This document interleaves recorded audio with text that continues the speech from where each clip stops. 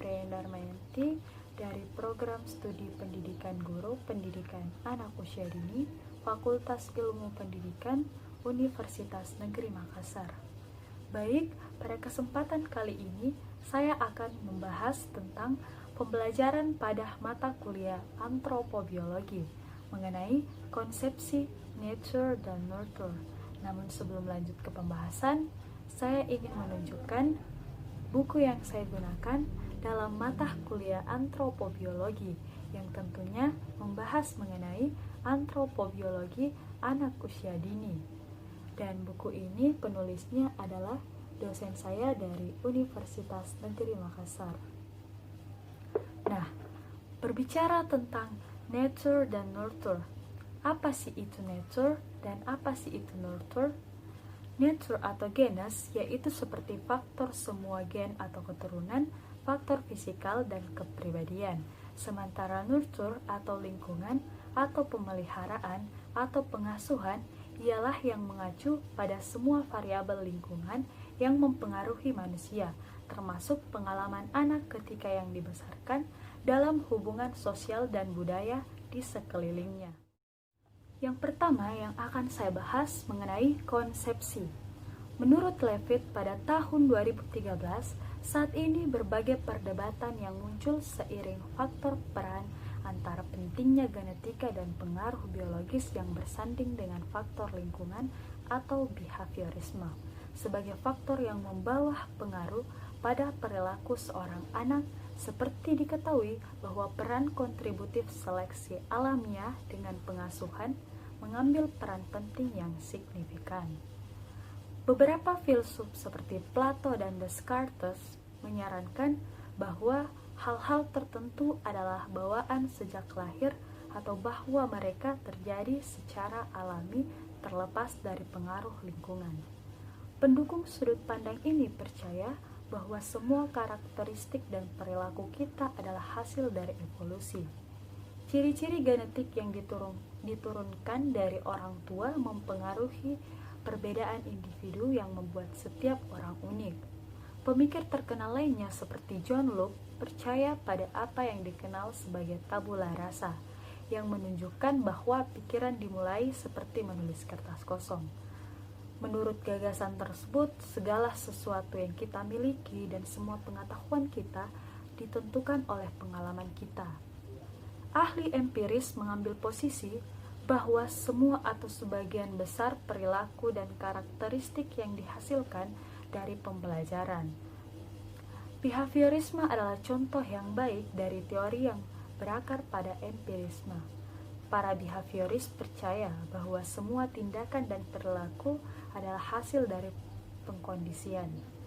Para ahli seperti John Brothers Watson percaya bahwa orang dapat dilatih untuk melakukan dan menjadi apapun, terlepas dari latar belakang genetik seorang anak.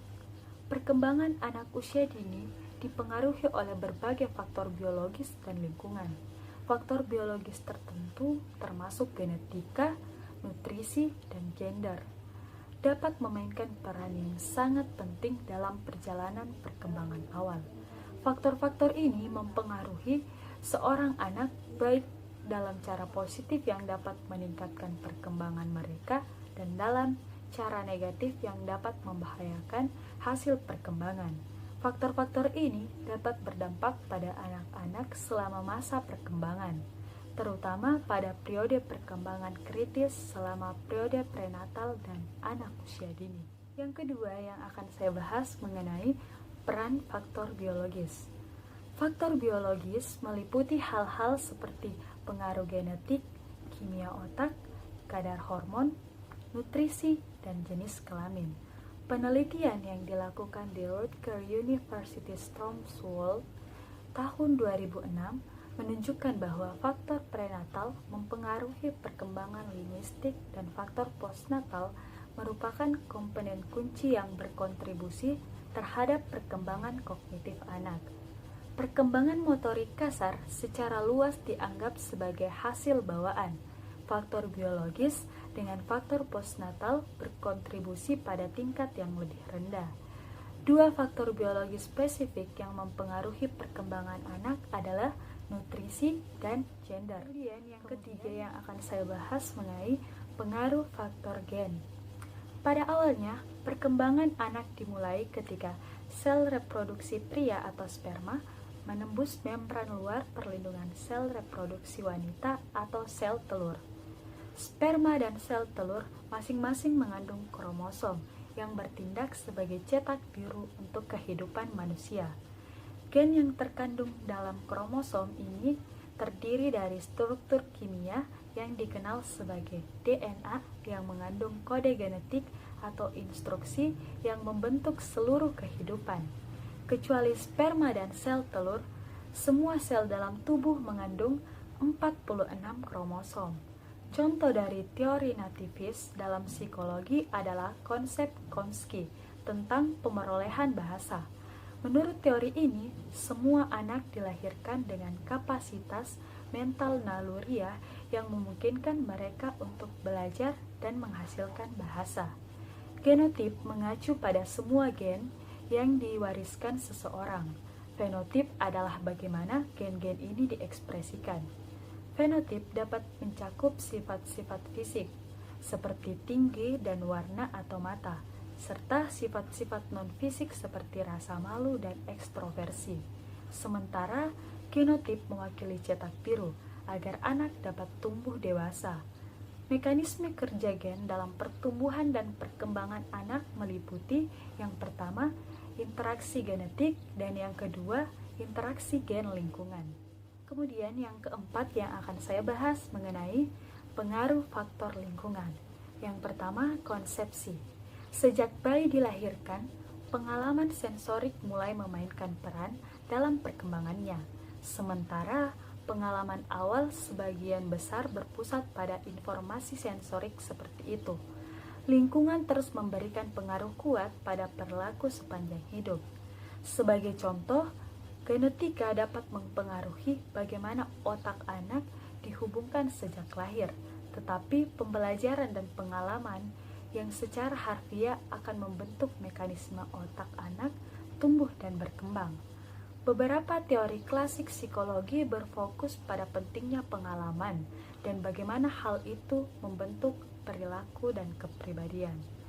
3 teori utama tentang bagaimana anak-anak belajar, yaitu yang pertama, pengkondisian klasik yang digagas oleh Ivan Pavlov, kemudian yang kedua, pengkondisian operan, dan yang ketiga, pembelajaran observasional yang digagas oleh Albert Bandura. Yang kedua, faktor lingkungan.